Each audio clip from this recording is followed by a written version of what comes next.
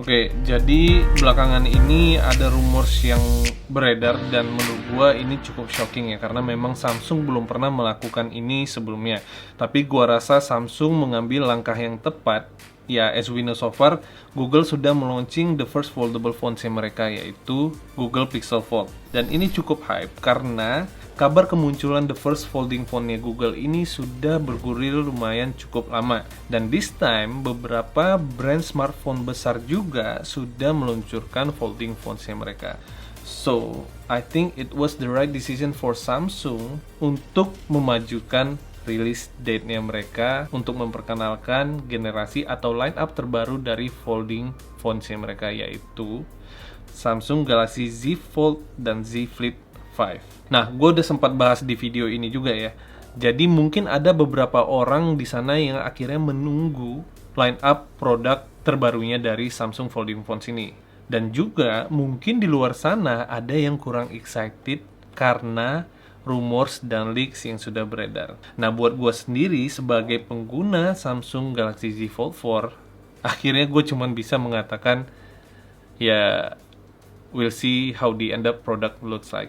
Ya, karena yang dari kita tahu, so far upgrade versionnya ini lebih sifatnya ke incremental. Ada quotes yang menyebutkan kayak gini, if it's not broken, don't fix it. Nah, gua rasa ini yang dilakukan Samsung dalam upgrade versionnya di Samsung Z Fold 5. Ini gua ngomongin Z Fold 5 dulu ya.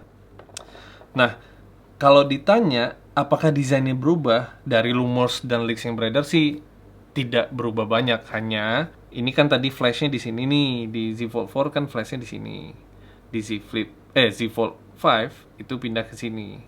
Gua nggak tahu dalamannya lagi apa yang berubah karena memang belum terlalu banyak mendapatkan informasi-informasi tentang spesifikasi. Tapi yang kita tahu, Z Fold 5 dan Z Flip 5 itu akan mendapatkan upgrade dari sistem hinge-nya mereka yang akan menggunakan sistem water drop style hinge.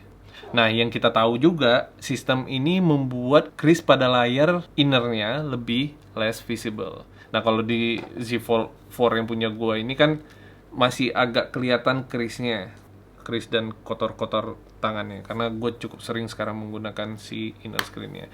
Tapi di Z Fold dan Z Flip 5 katanya akan lebih less visible. Sebenarnya ya, kalau penggunaan gue sehari-hari di inner screen-nya itu, kalau semakin sering lu menggunakannya, semakin lu nggak ngeh kalau crease itu ada di situ. Cuman ya kalau buat orang yang baru melihat, mungkin akan melihat langsung ke situnya.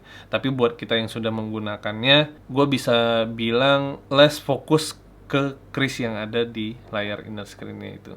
Nah, terus kalau ditanya apakah dari rumors dan leaks yang beredar ini membuat orang excited, jawabannya I don't know. Terus kalau misalnya ditanya apakah gue akan upgrade dari Z Fold 4 ke Z Fold 5, jawabannya maybe. Karena menurut gua, so far it's all been great. Dan juga, gua belum mau terlalu banyak spekulasi tentang kehadiran dari Samsung Z Fold 5 ini. Tapi mungkin ini bisa jadi pertimbangan juga ya. Nah, kalau misalnya, let's just say lah, gua akan switching dari Samsung Galaxy Z Fold 4 ke Samsung Galaxy Z Fold 5. Itu cuman karena mungkin nanti pada saat peluncurannya, Samsung akan mengadakan program trade-in. Maksudnya apa?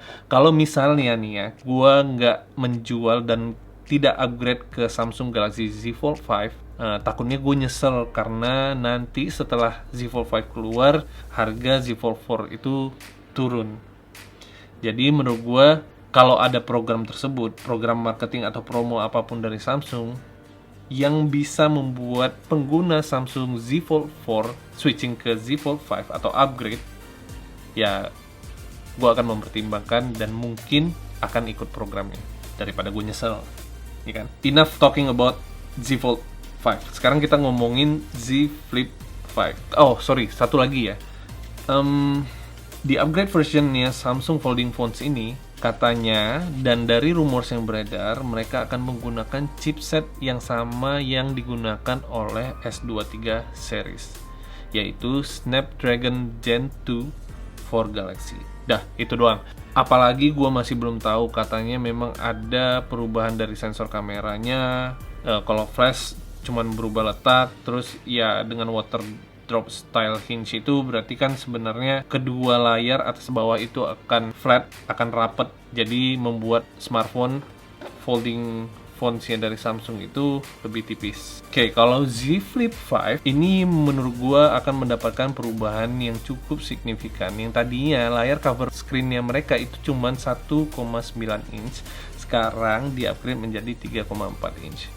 Ini udah cukup besar berarti perubahannya. Ya, ini mungkin juga karena beberapa brand lain di luar sana yang sudah mengeluarkan flip phones sudah menggunakan layar cover screen yang cukup besar di layar covernya. Ini adalah langkah yang benar karena sudah banyak nih, sudah mulai rame nih pemain-pemain yang bermain di area smartphone folding ini. Jadi gua rasa Samsung mengambil keputusan yang tepat untuk segera atau nge-push release date-nya mereka supaya mereka bisa ikut berpartisipasi dalam pasar folding phones-nya ini.